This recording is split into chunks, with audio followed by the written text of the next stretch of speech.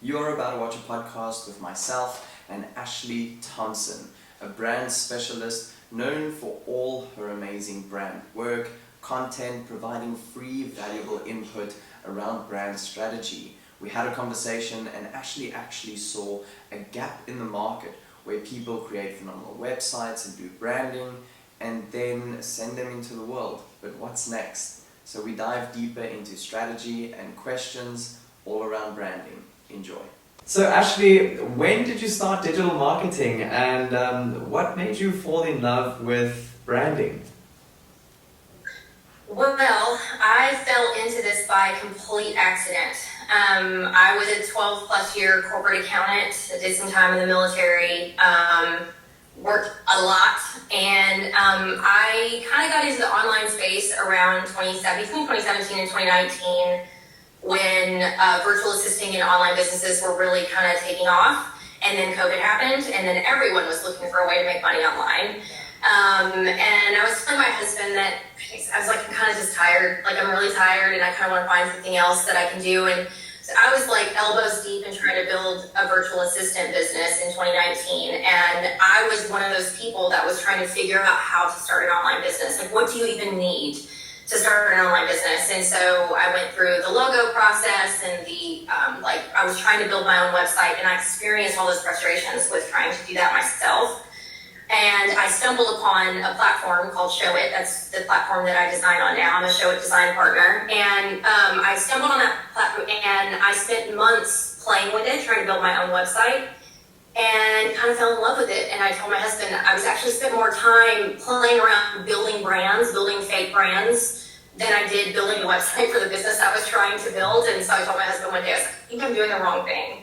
I think I need to just switch. And so I kind of fell in love with it. And it started with a love of design, and then that led me into, because it can't just be about design, it has to be about your brand as a whole. And so it kind of was born out of a love for design, and then the necessity of needing to really understand what you needed to know to build a website and a brand that actually does what it's supposed to do for you. So it was a long process. So I actually pivoted in 2019 is when I started really getting into like branding and web design. And then over the last year or two is when we started kind of dipping into digital marketing as it connects to your brand and website. Oh, that is so interesting. Yeah, you can see the branding looks beautiful. I looked at your page and I was like, this is gorgeous. You can see you enjoy what Thank you do. you so much. Well, Yes, we do. my next question is, when it comes to branding, how important is branding when it comes to a business and their social media? So branding is everything, really. I mean, branding is usually the missing piece that we find with people who aren't seeing success with building businesses or making money online. There's a lot of ways out there where people are trying to sell, make money this way, make money that way. And ultimately, and even your influencers and things like, people aren't thinking of influencers as branding experts, but they kind of are. I mean, that's really at the essence. They're so successful as influencers because they've created a brand out of themselves, and that's what allows them to connect with people, and then people buy from them. And so really, your brand is at the heart of everything that you do if you want to put yourself out there and build a business online. Yeah, definitely. Do you have a favorite brand? Besides mine.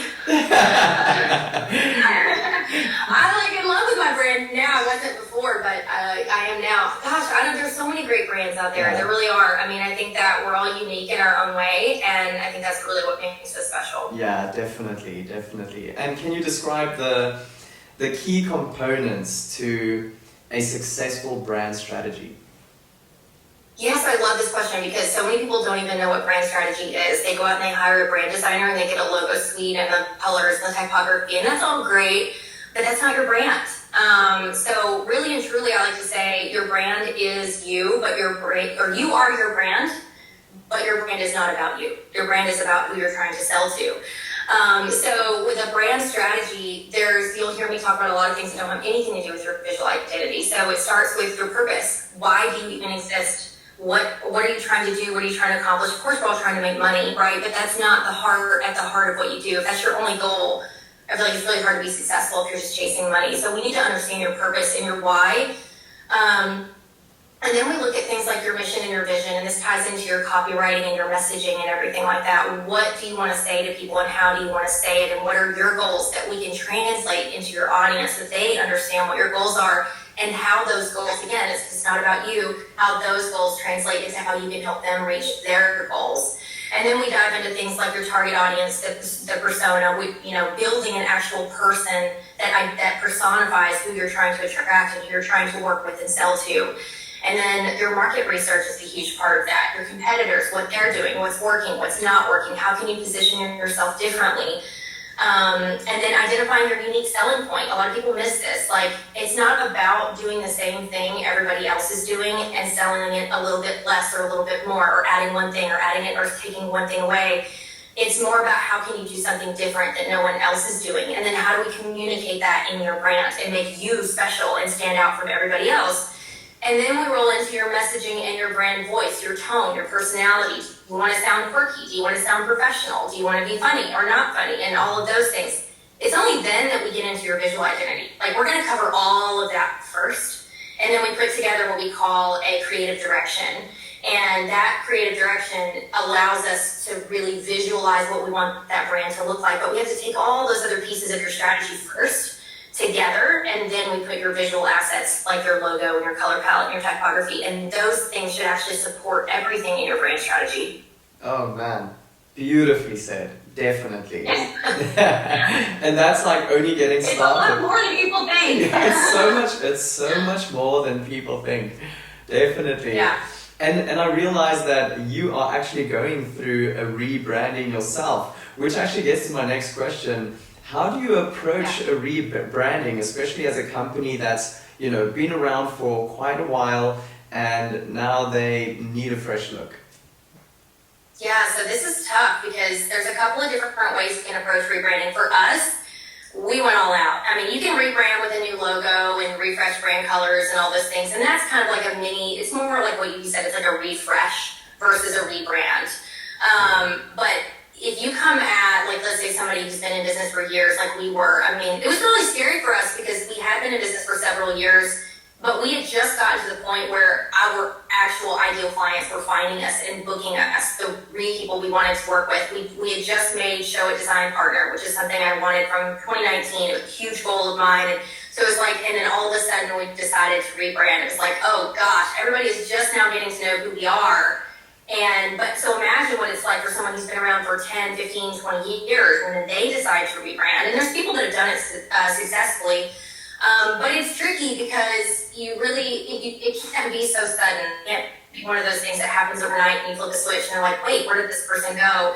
And so that really went into our strategy for rebranding. And so what we did personally is we tried to take our audience along for the ride, and we were like, hey, we decided to rebrand and here's why, and we're going to talk about it on social media so that by the time we flip the switch, hopefully our audience is well aware of what we're doing, so that when we do make the switch, even if it looks completely different, like for us, when you see Bayou Brand House, it's not going to look like the same company. It's going to look like something completely different. There is no correlation other than my face. And there's more personality, but the brand is different, the name is different, the domain is different.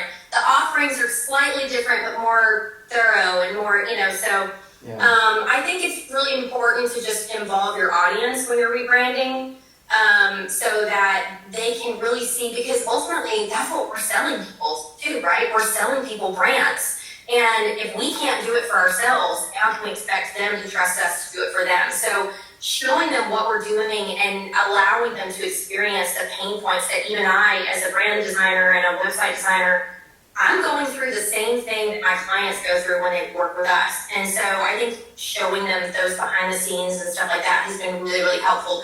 And it's really nice to have them rooting for you too. They're like, oh yeah, we can't wait to see it, and that just helps encourage you with everything. So I think the biggest thing when you're rebranding as an established business is just making sure to talk about it. And it sounds really scary because it's messy and it's long. I mean, we're almost a year into this. We decided to rebrand, I think, in September, October of last year, and we still do not have the new website live. I just released the new logo like less than a month ago.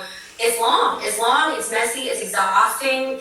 But I think if you share that with people, it helps them go, man, they really get it. You know, if they can do this for themselves, then they can do it for me too. That's awesome. Yeah, just keeping it open and honest, and it just brings that trust with you and your audience. Yeah.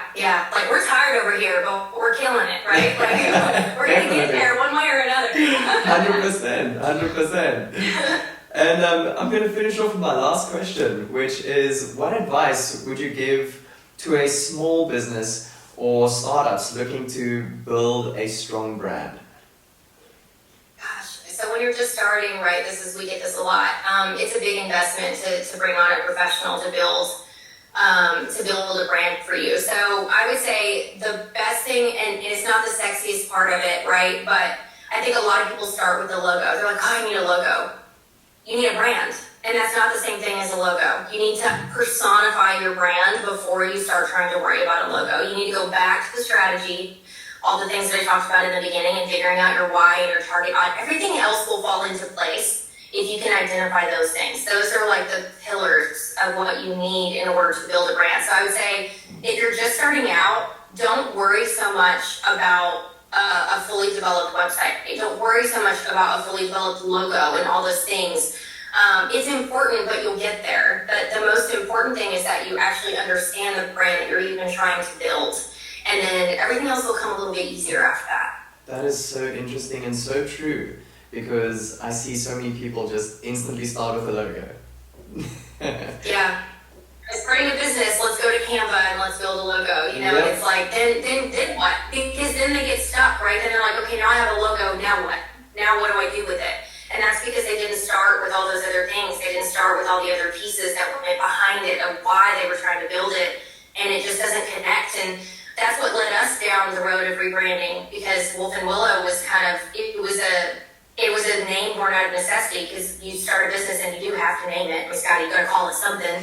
And, so we came up with a name, and it's not that the name's meaningless, it does have a meaning, but I struggled to connect with it because it didn't have the strong strategy behind it that Bayou Brand House does. And so I could have saved myself a lot of trouble and a lot of heartache over the years of figuring out what type of content to post and how to show up and how to talk to people and all those things, because I just wasn't feeling a connection with my brand. And so a logo's not going to fix that for you. So if you start with a logo, it's not going to help you bring in or accomplish what you're trying to accomplish. 100%.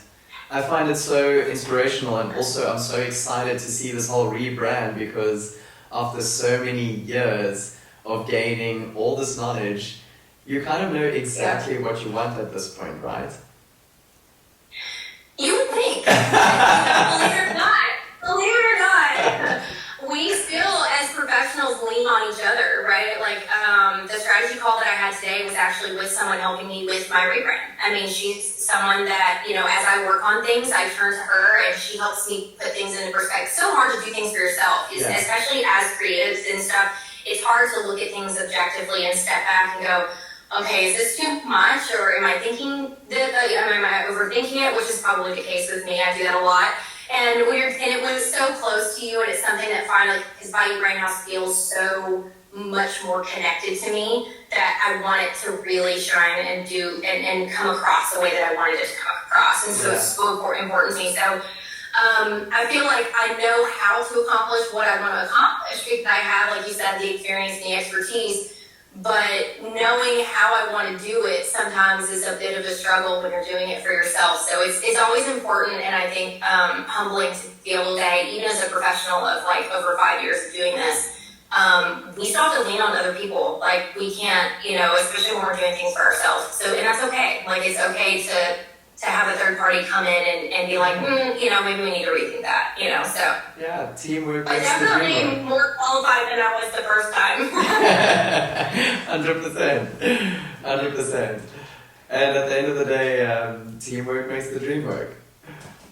Absolutely. Like, our whole business was built on teamwork. I met a couple of girls in the beginning. We were all trying to start our businesses, and we all had different areas of expertise. And we were like, you know what? I don't really want to learn how to do what you do, but I'd like for other people to be able to use it. And so we capitalized on that. We kind of built this little team, and we kind of like built each other's businesses over the years. And so, like, networking and working with people is kind of just, and leveraging other people is kind of my thing. Like, I'm really into the whole community. I know it sounds really cliche because everybody's saying it, community over competition and everything, but I really truly believe that there is someone out there for everyone. Like, I'm not for everyone, and my counterparts are not for everyone. And the goal is that you put yourself and your brand out there in a way so that people know if you're their person or not. Yeah. But yeah, I think definitely being able to leverage other people's expertise and support each other is really what makes all magic happen. Definitely, 100%. Well, Ashlie, thank you so much for all your valuable input. I really appreciate it, and thank you so much for making time for this podcast. And good luck for this whole rebranding. Yeah, pleasure. And good luck with this whole rebranding journey. I'll definitely be supporting you and having a look at all the changes. Yeah, so excited. We'll be relaunching as Bayou Brand House here pretty soon. I'm putting my feet to the fire and saying we're going to launch by the end of the month, so we'll see. But I was also supposed to launch by May, so we'll see how that goes. Sometimes we have to admit defeat and move on, but yeah, we'll see. 100%. But yeah, look for us on there, and we're really excited. So I'm happy to have you guys follow along too. 100%. Thank you so much, Ashlie. Have a great night. Yeah, thank you. And chat soon. You too. I'm just gonna stop it there before you go, Ashlie. That's our goodbye for the YouTube video. I'm just stopping the camera.